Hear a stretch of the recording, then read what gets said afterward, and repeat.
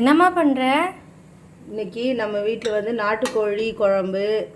அப்பா காலையில் போயிட்டு நாட்டுக்கோழி வாங்கிட்டு வந்துட்டார் 1 kg. நான் என்ன பண்ணியிருக்கேன், முதல்ல குக்கரில் போட்டு 5 விசில் போட்டு வேக வச்சுருக்கேன். அத்தனை விசில் விட்டும் பாரு, கறி உடையாமல் இருக்குது. அதுக்கப்புறம் அது கூட வந்து தக்காளி, வெங்காயம், கொத்தமல்லி, கருவேப்பிலை, உப்பு, சீரகம் எல்லாம் போட்டு வச்சுட்டு இப்போ வந்து இதில் வந்து மசாலா அரைச்சி ஊற்றிருக்கேன். இந்த மசாலாவில் என்னென்னா தக்காளி, இஞ்சி பூண்டு, அப்புறம் சீரகம், இன்னொன்று என்னது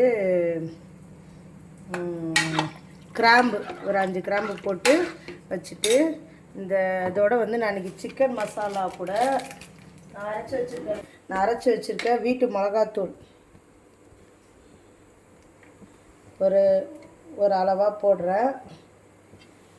வீட்டு மிளகாத்தூள் போட்டுட்டு வாங்கிட்டு வந்து எப்போ நான் சேர்க்க மாட்டேன், நீ நாட்டு குழம்புக்கு சேர்க்கலாம் சேர்க்குறேன். இதை போட்டேன்னா போட்டுட்டு நல்லா ஒரு கலக்கிடணும்.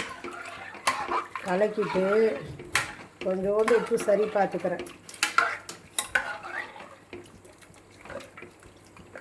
உப்பு சரி பார்த்துட்டு உப்பு கரெக்டாக இருக்குது. குழம்பு பாரு, இவ்வளோதான் அளவு. நம்ம அதுக்குள்ளே செஞ்சுட்டு அதான் முதல்ல ஏற்கனவே வேக வச்சு வச்சதுனால சீக்கிரமாக அதை முடிச்சிடலாம். மசாலாலாம் கலந்துட்டேன். இது இன்னும் கொஞ்சம் நல்லா வேகிறதுக்காக இந்த மசாலா அரைச்ச தண்ணி இருக்கு இல்லையா,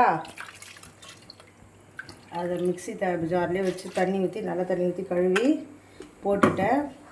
இப்போ வந்து கொதி வந்து குழம்பு ரெடி ஆகிடும். நான் அப்புறமா தான் விசில் போடுவேன். பாய்.